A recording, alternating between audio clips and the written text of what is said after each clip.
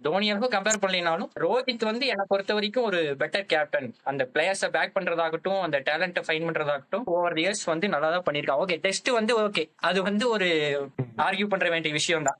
White பால்ல பாத்தீங்கன்னா அவன் கண்டிப்பா நல்லா பண்ணியிருக்கான் அப்படிங்கிற மாதிரி தான் எனக்கு தோணுச்சு. முதல்ல இருந்தா என்ன என்ன இருந்தது அப்படின்னா, நம்ம அந்த எதுக்கு எதுக்கு வெளியே வந்துட்டு இருந்தோம் அப்படின்னா, நான் என்ன ரெண்டு விஷயம் பாக்குறேன் அப்படின்னா, ஒன்னு அந்த டிஃபென்சிவ் அப்ரோச் ஆடுறது பேட்டிங்ல, இன்னொன்னு பவுலிங். அந்த பவுலிங் ஓகே, பவுலிங் இன்னும் பண்ண முடியாது, நம்ம இருக்கிற பவுலர்ஸை வச்சுதான் போகணும். அந்த டிஃபென்சிவ் அப்ரோச் வந்து என்ன ஆகுது அப்படின்னா, இப்ப வந்து ஒரு ஒன் டேலயும் 2020லயுமே பார்த்தா ஒரு ஒரு அபவ் பார் ஸ்கோர் அடிப்பானுங்க.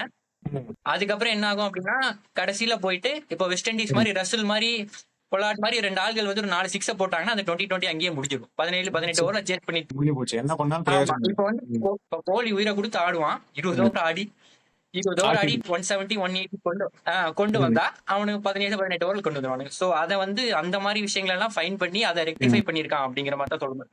ஏன்னா இப்போ லாஸ்ட் 2 வேர்ல்டு கப் சீரீஸ்லயே பார்த்தோம்னா அந்த பவர் பிளேல ஆன இதாகட்டும், என்னன்னா ஃபர்ஸ்டே கேமை முடிச்சிடணும். ஃபர்ஸ்ட் அந்த பவர் பிளேலயே வந்து நம்ம எவ்வளவு முடியுமோ அவ்வளவு டார்கெட் பண்ணி அடிச்சு கொண்டு போகணும் அப்படிங்கிற அந்த இது வந்து நல்ல ஒர்க் அவுட் ஆச்சுன்னு தான் நான் நினைக்கிறேன்.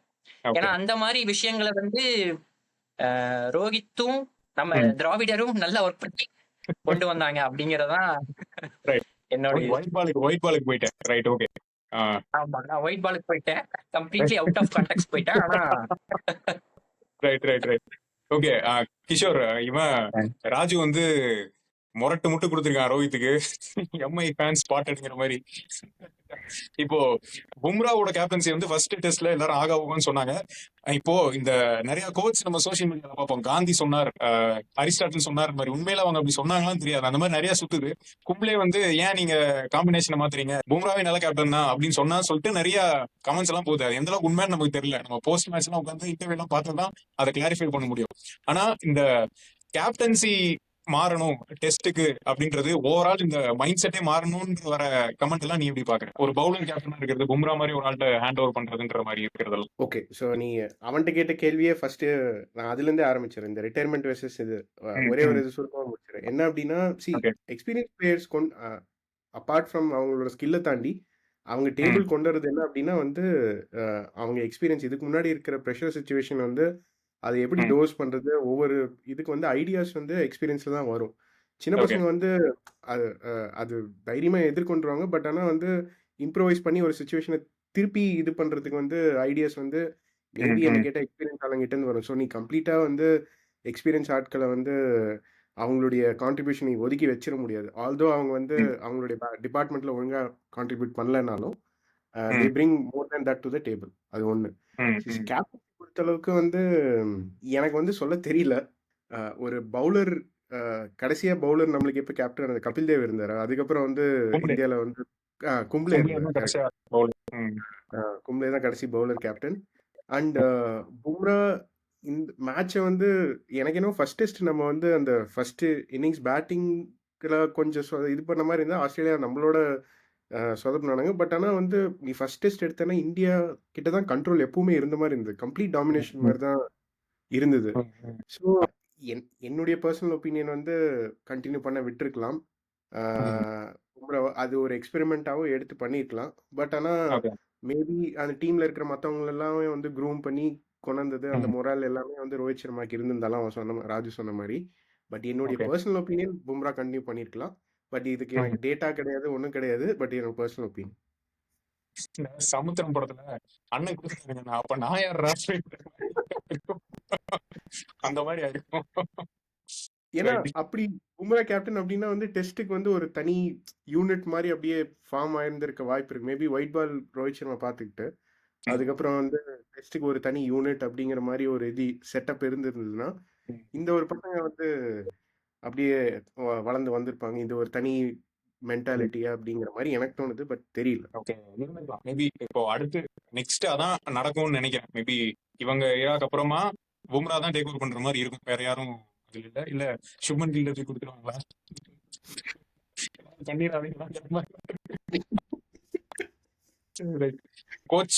கோச் கம்பீர் முன்னாடி இந்த மாதிரி ஒரு இந்த கடுகடுன்னு கொஞ்சம் ஸ்ட்ரிக்டா இருக்கிற ஒரு ஆளு கும்ப்ளே நம்ம பார்த்திருக்கோம். பட் கும்ப்ளே வந்து இன்னுமே கொஞ்சம் பெரிய ஃபிகர் கம்பீரோட இல்லையா? சோ அந்த டைம்ல கேப்டனுக்கும் கோச்சுக்கும் முட்டல் மோதல் அப்படின்ற மாதிரி செய்தி எல்லாம் பார்த்தோம். பட் இப்போ அந்த மாதிரி இல்ல. ஆனா ஆரம்பத்திலேயே வந்து நிறைய கிரிட்டிசிசம் வருது இந்த கோச்சோட அந்த ரோல் மேல. ஆமா. அவர் ப்ரூவ் பண்றதுக்கு இன்னும் நிறைய இருக்கு. But too early. நம்ம கங்குலி காலத்துல வந்து அந்த கங்குலிக்கும் கோச்சுக்கும் நடந்த சண்டையெல்லாம் பார்த்துருக்கோம் நம்ம எல்லாம். கிரேக் சாப்பலுக்கும் கங்குலிக்கான பஞ்சாயத்து எல்லாமே பார்த்து வந்தவங்க தான். So I think it's little early.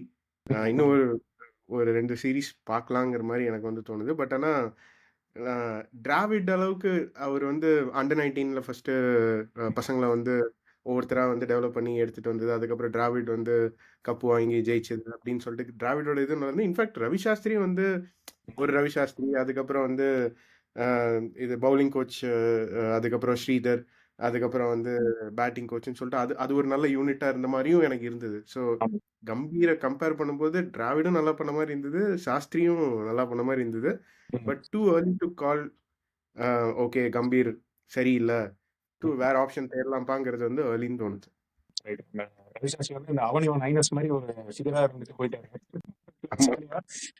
Dravid வந்து ரொம்ப பொறுப்பா இருந்து பாஷா படத்துல ரஜினி விளக்கேத்துற மாதிரி முதல் விளக்கு ஏத்திட்டேன், ரெண்டாவது விளக்கு அப்படி ஒரு இமேஜோட வந்து போயிட்டாரு. ரைட் அரவிந்த், நீ பார்க்கும்போது கோச் அப்படின்னு பார்க்கும்போது முன்னெல்லாம் ஒரே கோச்சா இருப்பாங்க, இப்போ நிறைய சப்போர்ட் ஸ்டாஃப் எல்லாம் உள்ள நிறைய பேர் இருக்காங்க. ஸோ இது அவங்களோட அந்த கோச்சிங் மெத்தடு, இவங்க அந்த ப்ராக்டிஸ் எல்லாம் எடுத்துட்டு பண்றது, இதுல டெக்னிக்கலா நிறைய மாற்றம் கொண்டு வருதுன்னு நீங்க நினைக்கிறியா, இல்ல எப்பவும் விளையாடுற மாதிரியே தான் கேம் இருக்குன்னு தோணுதா உனக்கு? ஓகே, இந்த கொஸ்டினை ஃபர்ஸ்ட் ரெண்டா பிரிச்சுக்கலாம். ஓகே, கோச்சஸ் அதுக்கப்புறம் பிளேயர்ஸ். இவ்வளோ பேட்டிங் அனலிஸ்ட் இவ்வளோ பேர் வச்சாங்க. கோலி 5 வருஷமா அதே ஆஃப் சைட் ஆஃப் கப் ஆறான். அப்ப கோச்சோட ரோல் அங்க என்ன? ஓகே, வீடியோ அனாலிசிஸ் என்ன பண்றாங்கன்ற மாதிரி ஆயிடுது இல்லையா? அந்த மாதிரி ஆயிடுது. ரெண்டு கான்டெக்ட்ல வரலாம். ஓகே, இதே பவுலிங் கோச் பரத் தருண் இருக்கப்ப உமேஷ் யாதவ், ஷமி, நட்ராஜன் இவங்களை வச்சு நம்ம கேம் அடிச்சோம், பெர்ஃபார்ம் பண்ண வச்சாங்க. ஓகே, அங்க coach was used, players understood the coach ஒரு இன்புட்ஸ், தே டெலிவர்ட். இப்ப இங்க நீ இவ்வளோ 5 வருஷத்துல எனக்கு தெரிஞ்ச ஒரு 3 பேட்டிங் கோச் வந்திருப்பாங்க நினைக்கிறேன். விக்ரம் ரத்தோர் பேட்டிங் கோச் இருந்தாரு, இப்ப அபிஷேக் நாயர் இருக்கு நினைக்கிறேன். இவங்க ஃபிளாஸ சொல்லலாம். ஐ திங்க் சஞ்சய் பங்கரும் கோச்சா இருந்தாருன்னு நினைக்கிறேன். ஆமா ஆமா, பேட்டிங் கோச்சா. ஓகே, இவங்க ஐடென்டிஃபை பண்ணி சொல்லலாம். பட் அடாப்ட் பண்ற மென்டாலிட்டி பிளேயருக்கு இருக்கா? 5 வருஷம் கூடி கோச் வந்து எடுத்துட்டு கேமை மாத்திக்கிறாங்களாங்கிறது ஒரு கேள்வியா தான் இருக்கு இன்னும். Exactly. C, okay, add another layer to it. When Ravi Shastri was there, he was a commanding figure. On the situation, he has capacity to understand the situation because he was consistently in the game as a commentator. Okay வா? ஆமா. But input பண்ணது bowling கோச்சா பரத் தருண் தானே. அங்க போய் நிறைய பேர் இன்னைக்கு வந்து ஒரு செட் ஆஃப் பவுலர்ஸை பரத் தருண் தானே எடுத்துக்கொண்டு வந்து வச்சாரு அங்க. எஸ், அப்ப விக்ரம் ரத்தோர்ன்ற பேட்ஸ்மேன் ஏன் அன்னைக்கும் கோலி அதே அவுட் சைட் ஆஃப் போட் 4th ஸ்டம்ப் 5th ஸ்டம்ப்ல போட்டா கேட்ச் கொடுத்துட்டு தான் போனான். ரோஹித்துக்கு இன்ஸ்விங் போட்டா இன்னும் ஆட தெரியல தான். அவங்க 2 பேரும் அடாப்ட் பண்ணல இல்ல. It comes to players. And இன்னைக்கு வந்து பிளேயர்ஸ் அவங்கவுங்க தனி கோச்ன்ற மைண்ட் செட்டுக்கு போக ஆரம்பிச்சிட்டாங்க. பிளேயர்ஸே வந்து அவங்க ஒரு அகாடமி நடத்துறாங்க, அந்த அகாடமியை அவங்க பர்சனல் கோச்சா மாத்திட்டு வராங்க. Actually something similar to badminton மாதிரியோ மற்ற கேம் மாதிரியோ செல்ஃப் கோச் வச்சுக்கிறாங்க. பிளேயர்ஸ் இன்புட் எடுத்து சேஞ்ச் பண்ணா கோச்சோட எஃபெக்ட் தெரியும். இது ஆக்சுவலி இன்னொரு இதுவும் இருக்கு.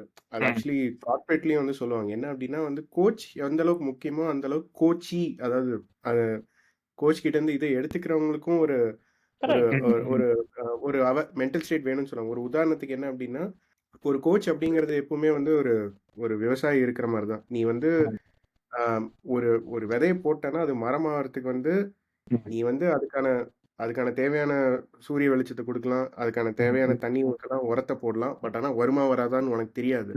பட் அதுக்கான சூழலை நீ அமைச்சு கொடுக்கலாம். அண்ட் செகண்ட்லி அந்த மரம் பெருசா வளர்ந்து அதனுடைய கிளைகள் வந்து தேவையில்லாம ஸ்ப்ரெட் பண்ணி தேவையில்லாம கிளை விட்டு போயிட்டு இருந்தது அப்படின்னா அதை கட் பண்ணி ப்ரூன் பண்ணி விடலாம்.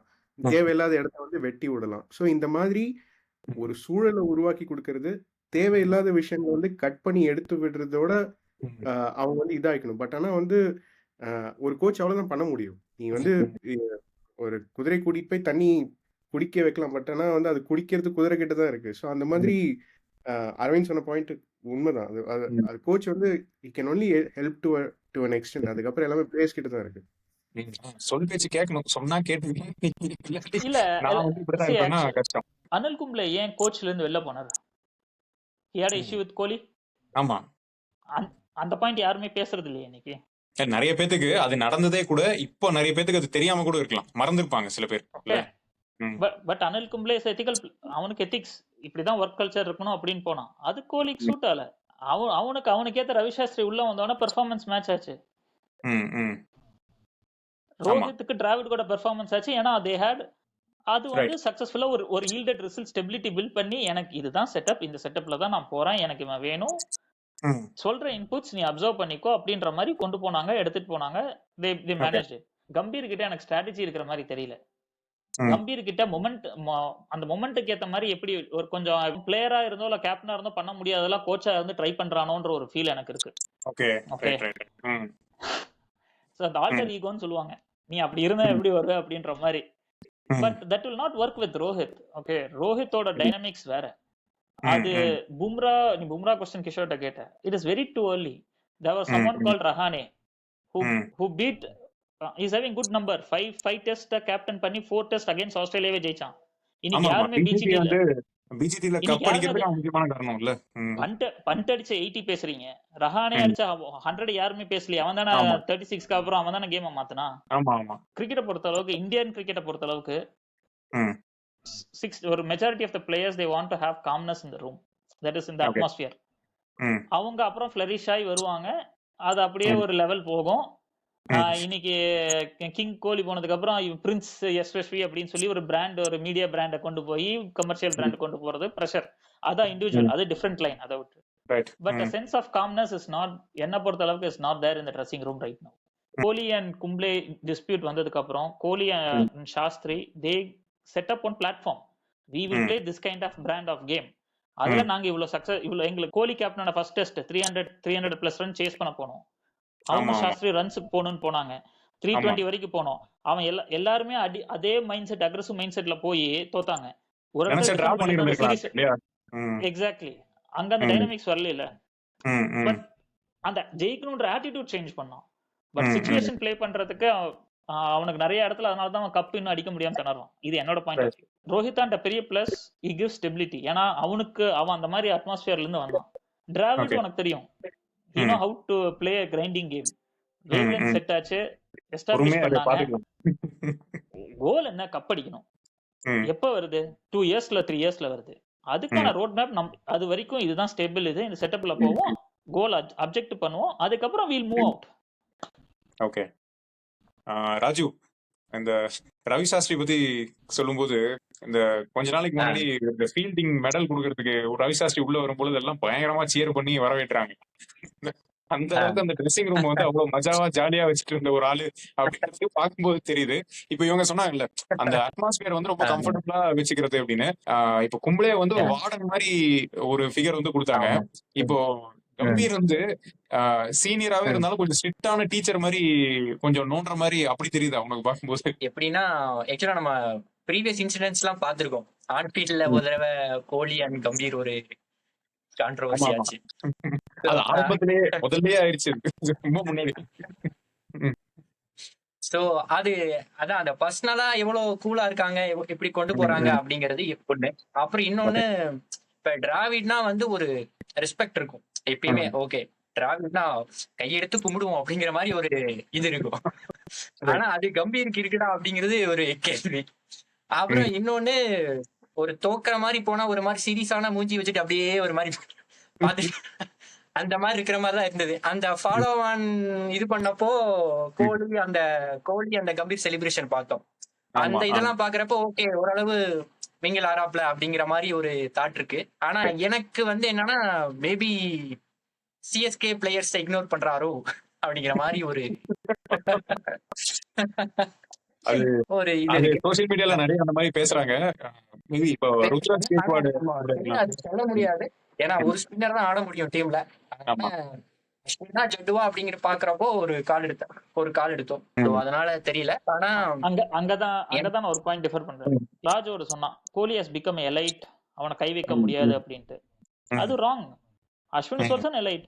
ஏன்னா நீ 5 விக்கெட் எடுத்துருவியா என்ன? 500 விக்கெட் எடுத்த லெஜெண்டுக்கு ஒரு ட்ரீட்மெண்ட், அது இந்தியால நடக்குது, மத்த கண்ட்ரில தெரியாது. Bowler is like second class treatment தான் பண்ணுவாங்க. பவுலர்ஸ் ஒரு மாதிரி லேபர் கிளாஸ் மாதிரி ட்ரீட் பண்றது, பேட்ஸ்மேன்னா வந்து ரொம்ப ஒரு எலிட் ட்ரீட்மெண்ட் இருக்குன்ற மாதிரி இருக்கு இல்லையா? எல்லா பிளேயர்ஸும் எப்ப எப்படி போவாங்கன்றது அவங்களோட சாய்ஸ் ஒரு ஸ்டேஜுக்கு மேல. ஓகே, ஏதோ ஒரு கோச் இதே கோலியை உட்கார வைக்கவும் முடியாதுன்னு நினைக்கிறியா? But if you treating Kohli same way, treat Ashwin and Bumrah as well as in the same way. கோலி எலைட்னு சொன்னது கூட அது அந்த ஃபேன் பேஸ்க்குள்ள இருக்கிற அந்த எழுச்சியை தான் சொன்னதே தவிர தூக்க கூடாது அப்படிங்கறத சொல்லல. தேங்க்ஸ் ஃபார் வாட்சிங் கைலாஷ் டாக்ஸ். ப்ரீவியஸ் எபிசோட்ஸோட லிங்க்ஸ் டிஸ்கிரிப்ஷனில் இருக்குது. நெக்ஸ்ட் எபிசோட் விரைவில்.